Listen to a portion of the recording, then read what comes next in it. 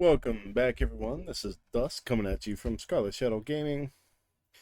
We are back here looking at the Master of Realms, ChatGPT. After about 6 more hours of playtesting and configurations and more playtesting, I wanted to give a update on the current status. I will say that it still does things really well, but then there's other aspects where it does rather poorly. Even after configurations, well, let me actually explain an issue I had while configuring. While adding a ton, it was about 12 new configurations of tweaks and changes. The configurator for the custom GPT really struggled. So what I'll probably end up doing is doing a full recreate, but uploading a file with configurations of what I want it to do.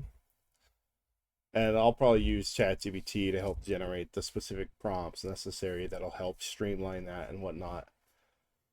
But for the most part, adding so many individually put a little bit of strain on it. And I had to reload it and try it again numerous times. It kept failing. It could have been an issue with connectivity. It could have been an issue with ChatGPT itself. I don't know. But then again, it also at one point said that changes that I make to it would roll into current uses of the GPT. So my original test world I thought was getting updated with everything, but apparently it wasn't. Because all the configurations I did when I went back into that world, they just weren't there. They hadn't taken effect. But when I created a new one, then they all showed up. They all started working properly, or more properly. I will, however, say that encounters, well, we didn't really have an encounter during our playtesting. Our biggest issue was still treasure. So the GPT wants to give you treasure from everything.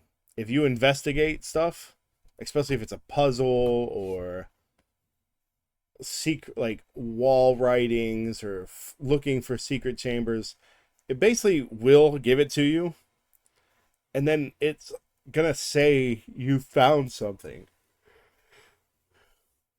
Now, it does a exceptionally good job of letting you use the stuff you find in future aspects that it generates. So it might generate an encounter or a puzzle down the line that something that you had already found can be used with or is essential for.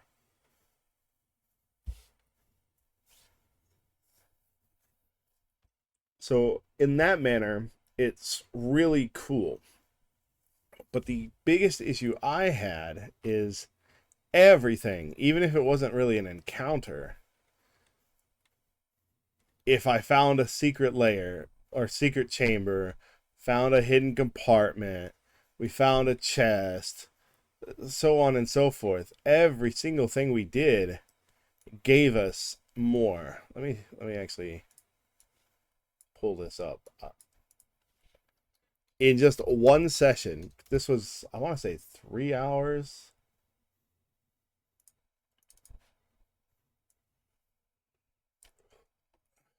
It gave us knowledge, which is a cool thing. Um, basically, like you can basically read it and use that for future aspects.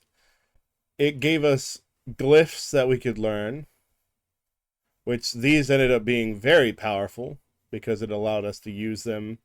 Because you know how players are. They take what a DM gives them and try to wrap it around and warp it and use it for whatever we wanted. We used these glyphs to create a basically wireless control module to control constructs, or at least shut them down until we could physically put a glyph on them to control them. So in theory, as long anytime we come across that construct, we at least one made by the Silithians in this case, we could gain control over them.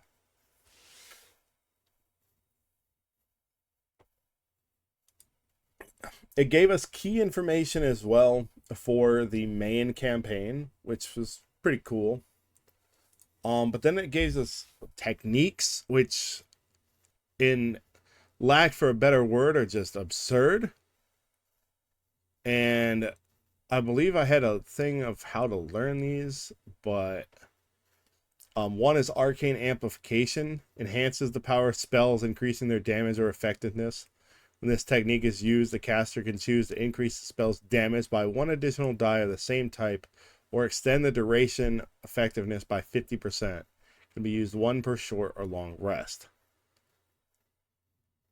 And mana conservation is another one, which basically allowed you to cast a spell. So let's say you wanted to cast Fireball at 3rd level. Well, this would allow you to expend a 2nd level slot to cast Fireball instead of a 3rd and get the same damage. It basically it's basically like you have excess mana that you can kind of use and just overflowing with mana, I guess. I don't know. So those two right there was a really cool concept, but nothing like I've ever seen in D&D. And for something that's supposed to be referencing from D&D, I don't know where it got this idea. 500 gold pieces and precious gems worth an additional 200. This was, well, technically 2 people in an NPC, but we didn't actually encounter anybody. This was just exploring ruins.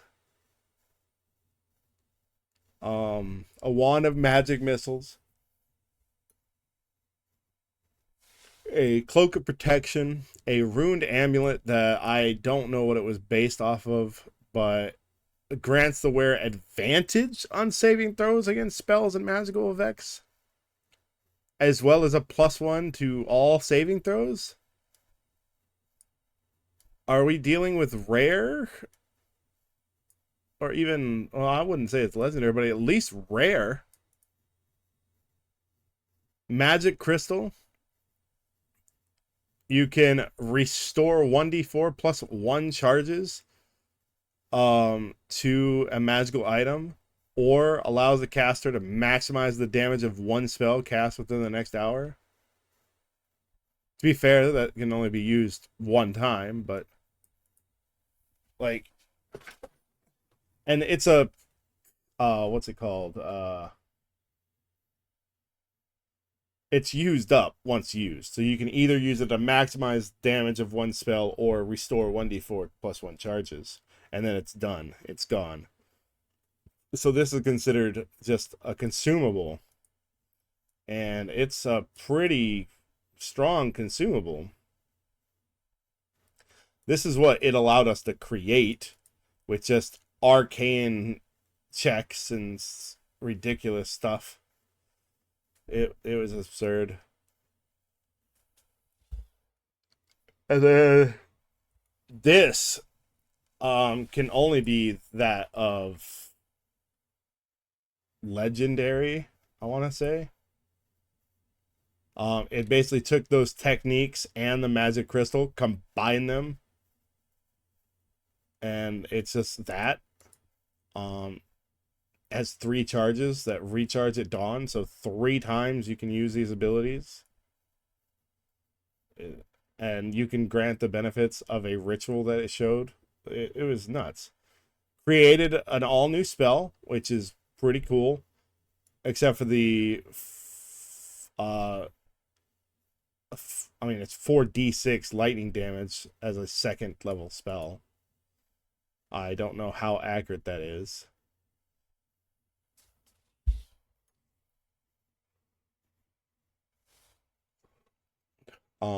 Amplify magic, really cool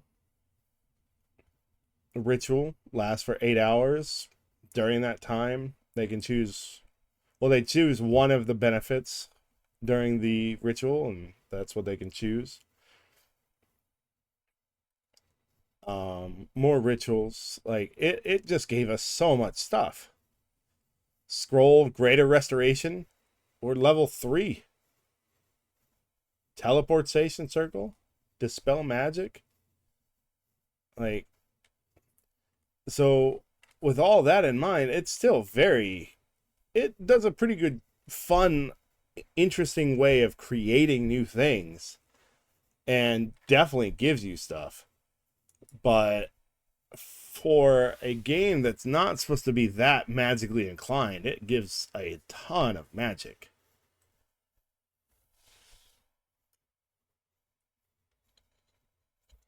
In addition, it also had some issues where it still wanted to roll for you. Where was that? Yeah, like right up here. It says I rolled 17 for survival. There was times we rolled and we were ready for it, but then it was like, oh, I rolled for you. Or considering your previous rolls, this is what I rolled for you. So I had to ensure that it knew that, hey, when we roll is what we want to roll, and you need to just let us roll for ourselves. You can roll for NPCs. So, like, this just here, just absurd amount of stuff. But what, as storytelling goes, it does a really good job narrative wise, and the configurations I did allow for more versatility. Like, it prompted you what you wanted to say or do, or when there was an NPC interaction. There was even instances where it gave you potential NPC interactions. Let me see if I can find that one. So here's what the NPCs were saying here. Dialogue options right here. So the DM could use this as an option for dialogue rather than just like reading off what it's saying here. They could be like, oh, shall we explore the pathways ahead or follow the sounds we heard earlier? Both could lead us to valuable discoveries, but we must remain cautious. So it gives us these little dialogue options that can push the players to move forward. It does still allow them to make a choice, and I have configured it to where the player's choices will affect the world.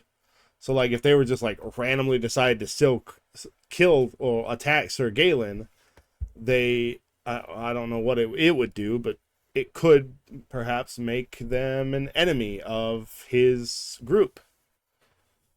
And so we'll have to see through more testing how exactly that kind of thing will play out. I'm reluctant to just say, oh, I want to attack this guy, because, you know.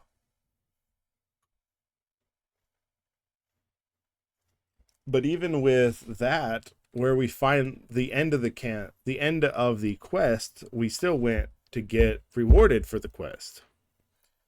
So we're going to get even more rewards for the quest that we did in addition to already getting that whole ton of rewards that we already got just from searching. Ugh. So hopefully in the future we can come up with some kind of method of balance. Perhaps you like it like this. Perhaps you like your players to get tons of cool, fancy stuff that they can use. Maybe it means that you can throw some really cool things their way, or really powerful things. Another thing to take note of, part of my configuration is it's supposed to take in consideration the players' levels and their classes and whatnot to determine the challenge rating of quests and encounters. So I'm wondering if it's just possible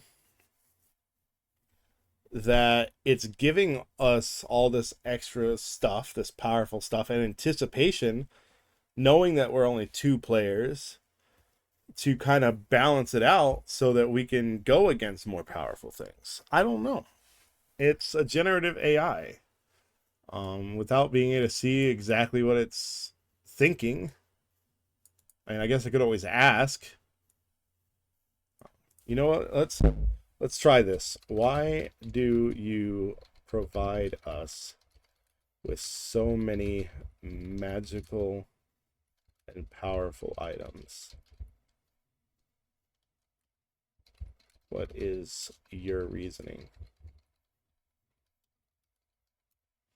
Let's see what it actually says for this.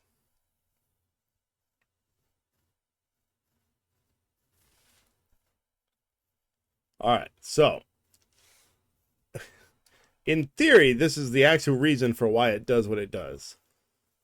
So the distribution of magical items can significantly impact gameplay and player enjoyment. Here's a breakdown of my reasoning and considerations for providing magical and powerful items. So campaign balance. The items provided are intended to match the challenges and threats the party faces. Since the campaign involves exploring dangerous ruins, encountering powerful guardians, and dealing with volatile magic, having access to useful magical items helps balance the difficulty. So I guess it's taking the world aspects of the world that I gave it and determining that this world is more dangerous and it's full of magic, so let's give them more. Character progression. Oh, pretty. It can enhance character abilities, allowing for more diverse and strategic gameplay. For example, the construct control focus adds a unique dynamic by letting the party control constructs, which can be essential for navigating ancient Silithian ruins. Player engagement adds depth and variety to the character's capabilities. Story and immersion. The items fit within the campaign's lore and setting. It helps help the party to achieve their objectives and providing a tangible link to the ancient civilization they are uncovering, and rewarding exploration. So because we went out of our way to explore things in a dangerous area beyond what we actually intended, like what we were searching for, it gave us more.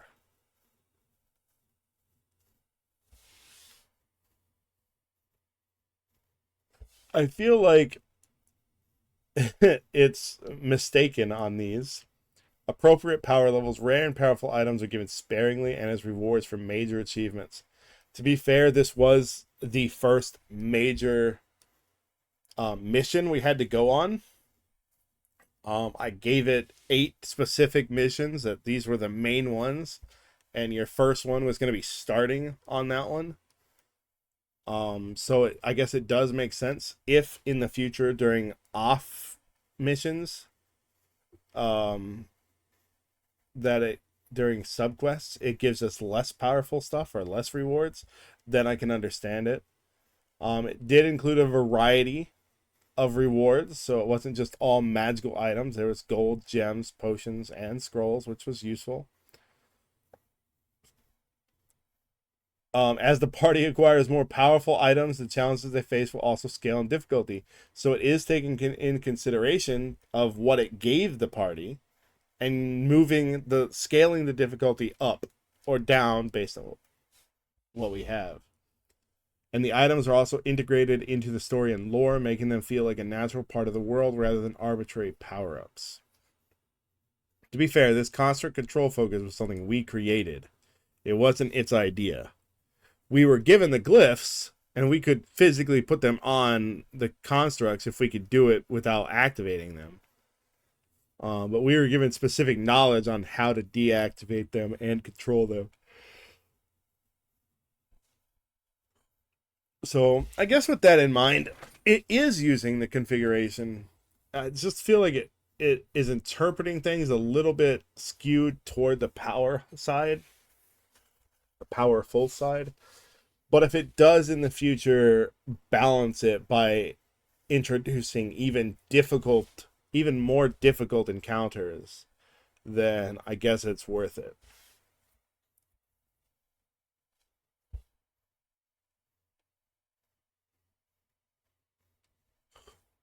All right.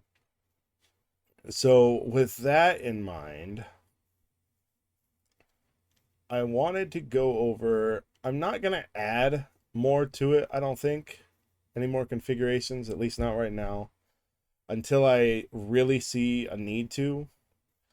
I feel like the rolling issue and possibly even the items may have to be tweaked a little bit in the future, but I don't know how much more I can tell it to make it tone it down or to always ensure that it requests rolls. Because I've already told it anytime it needs a character roll, it should request the roll. So I don't know. And it's not supposed to be handling combat anymore as well. So it will provide the stats needed for the enemies and the NPCs and whatnot, but it's not supposed to actually run the combat. You could potentially tell it to on your own just for playing around, but for the most part, you're still going to be recommended to use like Roll20 or Tabletop Simulator, I guess, to manage your combats.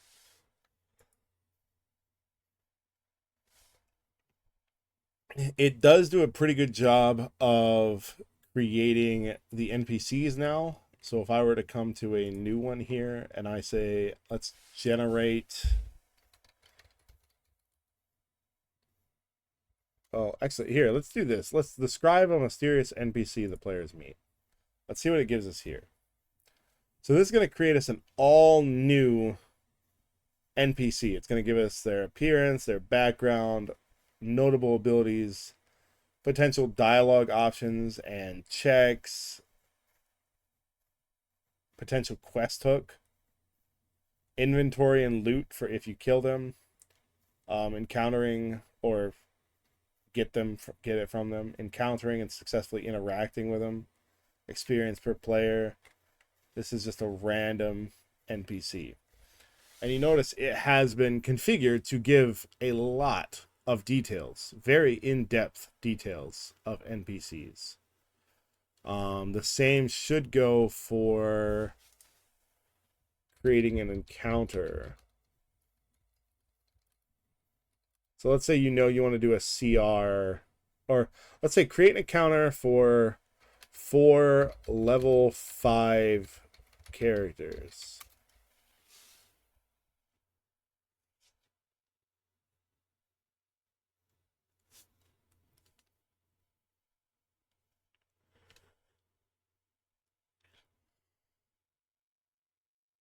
Oh, I know why it said 300 each that one time. It wouldn't tell me it was 300 each bandit. It was telling me 300 each per player because there was 3 bandits.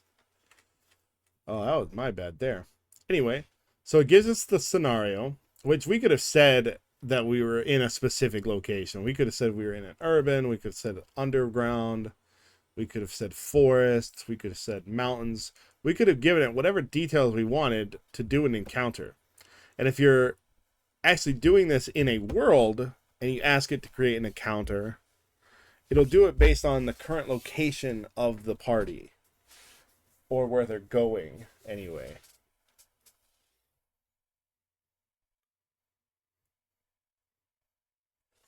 But if you're using something like Roll20 and you're taking the stats here and putting them in there for the stats of your encounter, it's going to give you everything from their type, their HP, AC, all their ability scores, which you'll see that's pretty average, just humanoid ability scores.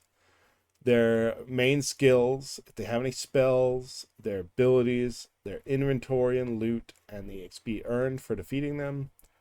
And you'll notice Bandit Leader, it's scaled up. Higher HP, higher AC, higher ability scores, higher skills, more abilities, more loot, more experience. So it is properly scaling now.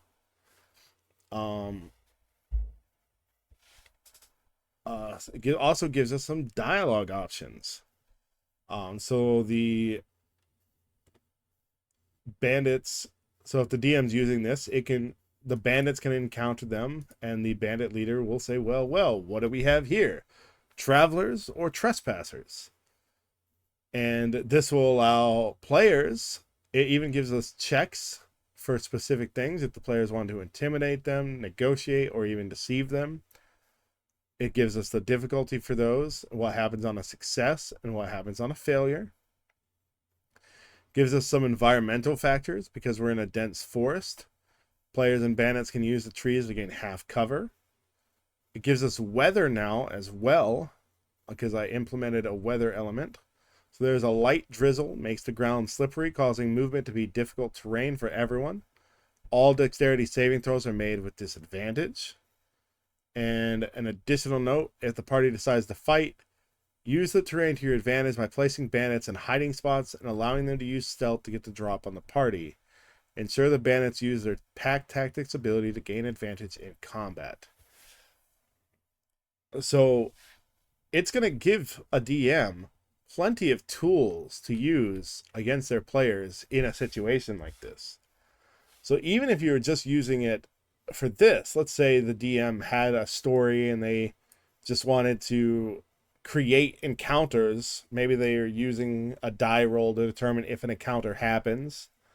They can tell the DM, well, ChatGPT here, or Master of Realms, the current location, the level of their players, whatever information they want to give to tailor this encounter to be whatever. They can even say, make it a difficult fight, or make it an easy fight, or make it a deadly fight, whatever they may want.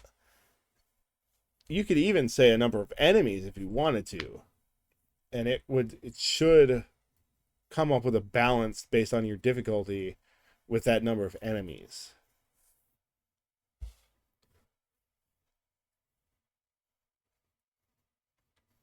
The same thing was supposed to go for NPCs. So if you wanted to create an NPC, so instead of describing one, create an NPC character to work with the players. You can describe whatever you want. You could specify a character, a class, you could specify a race, you could specify whatever. But it's going to give us all of their stats and stuff as well, just like the NPC, just kind of a mix of the NPC and the encounter. So it's going to give us her stats, her spells, her abilities, inventory, backstory, motivations, possible interactions with the players. This could be a guide or ally, it could be a quest giver, combat support, or even a trainer. Some possible dialogue options as well. They can be sharing knowledge, offering guidance, requesting assistance, whatever it may be. It gives a DM some useful tools to assist with their campaign.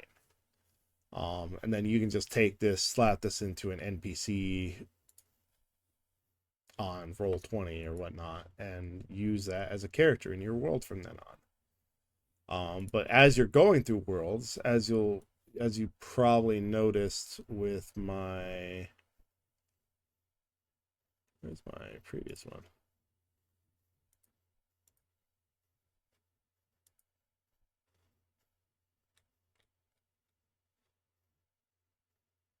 I don't actually know what happened to my old one. Did I accidentally delete the wrong one? Oh no.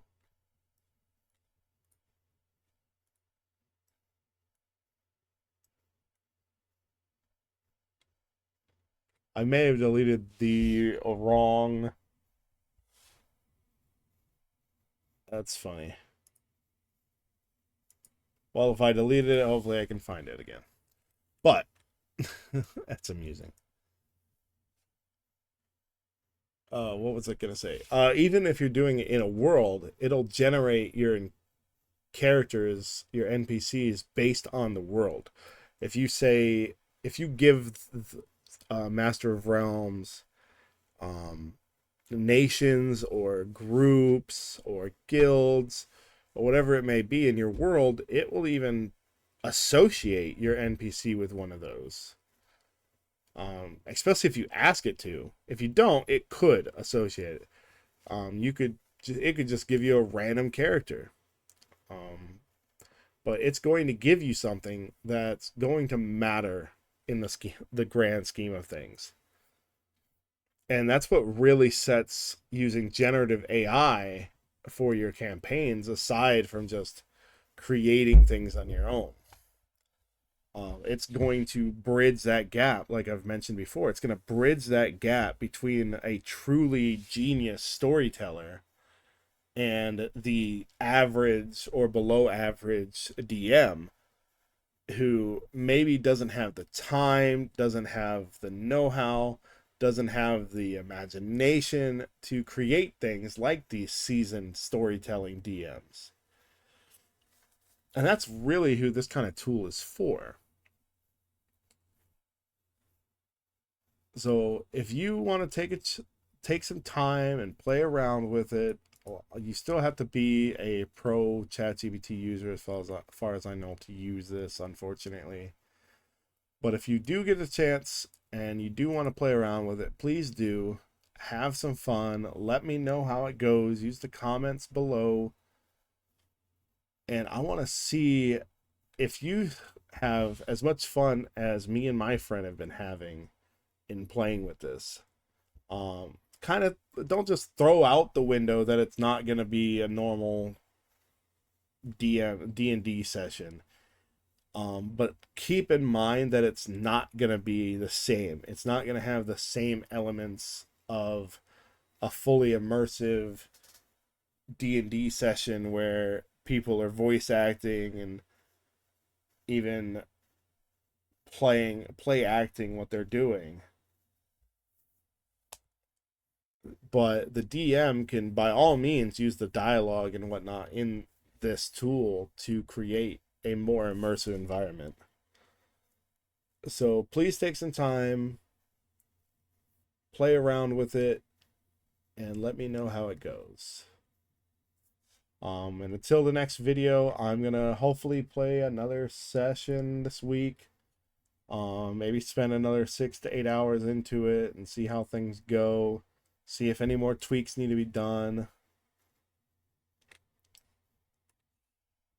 And I'll probably see if I can't find some more tools that ChatGPT might be able to integrate into it to help improve it. But for now, I'm going to say this is probably where it's going to stay. But once again, I want to thank you, and I will see you next time.